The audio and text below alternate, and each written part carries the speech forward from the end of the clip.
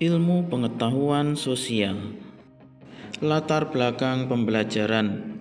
Ilmu pengetahuan sosial berkaitan dengan mengkaji seperangkat peristiwa, fakta, konsep, dan generalisasi yang berkaitan dengan isu sosial. Ilmu pengetahuan sosial memuat materi geografi, sejarah, sosiologi, dan ekonomi. Melalui pembelajaran ilmu pengetahuan sosial, peserta didik diarahkan untuk dapat menjadi warga negara Indonesia yang demokratis dan bertanggung jawab, serta menjadi warga dunia yang cinta damai. Ilmu pengetahuan sosial dirancang untuk mengembangkan pengetahuan, pemahaman, dan kemampuan analisis terhadap kondisi sosial masyarakat dalam memasuki kehidupan bermasyarakat yang dinamis. Pembelajaran ilmu pengetahuan sosial disusun secara sistematis, komprehensif, dan terpadu dalam proses pembelajaran menuju kedewasaan dan keberhasilan dalam kehidupan di masyarakat. Dengan pendekatan tersebut diharapkan peserta didik akan memperoleh pemahaman yang lebih luas dan mendalam pada bidang ilmu yang berkaitan. Mata pelajaran ilmu pengetahuan sosial bertujuan agar peserta didik dapat mengenal konsep-konsep yang berkaitan dengan kehidupan masyarakat dan lingkungannya, memiliki kemampuan dasar untuk berpikir logis dan kritis, rasa ingin tahu, inquiry, memecahkan masalah, dan keterampilan dalam kehidupan sosial.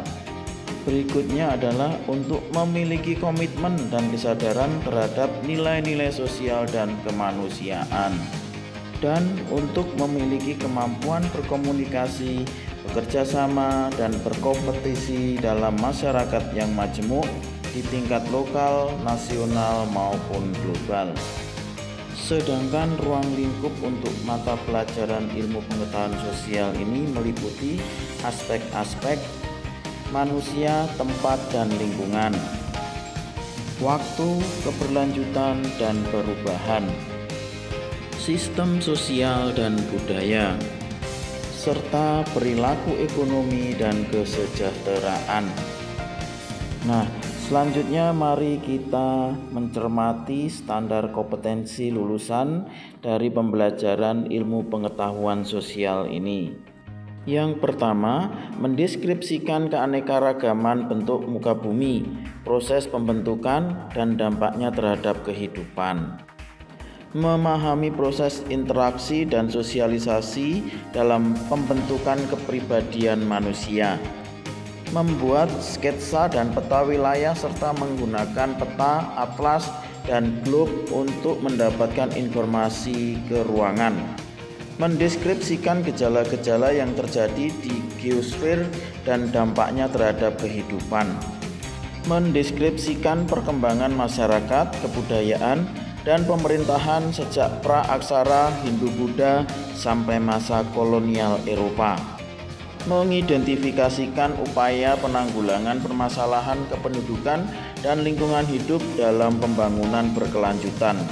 Memahami proses kebangkitan nasional, usaha persiapan kemerdekaan, mempertahankan kemerdekaan, dan mempertahankan Negara Kesatuan Republik Indonesia. Mendeskripsikan perubahan sosial budaya dan tipe-tipe perilaku masyarakat dalam menyikapi perubahan, serta mengidentifikasi berbagai penyakit sosial sebagai akibat penyimpangan sosial dalam masyarakat dan upaya pencegahannya. Mengidentifikasi region-region di permukaan bumi berkenaan dengan pembagian permukaan bumi atas benua dan samudra, keterkaitan unsur-unsur geografi dan penduduk, serta ciri-ciri negara maju dan berkembang. Mendeskripsikan perkembangan lembaga internasional, kerjasama internasional, dan peran Indonesia dalam kerjasama dan perdagangan internasional, serta dampaknya terhadap perekonomian Indonesia. Mendeskripsikan manusia sebagai makhluk sosial dan ekonomi, serta mengidentifikasi tindakan ekonomi berdasarkan motif dan prinsip ekonomi dalam memenuhi kebutuhannya. Dan terakhir adalah mengungkapkan gagasan kreatif dalam tindakan ekonomi berupa kegiatan konsumsi, produksi, dan distribusi barang atau jasa untuk mencapai kemandirian dan kesejahteraan. Baik, demikian pembahasan singkat ini sebagai sebuah pengantar untuk pengenalan sekilas dengan mata pelajaran ilmu pengetahuan sosial yang akan kita pelajari. Semoga dengan pengalaman pembelajaran kita nantinya dapat menambah wawasan, pemikiran, dan pemahaman, dan pada akhirnya dapat memberikan makna bagi kita pribadi maupun orang-orang di sekitar kita.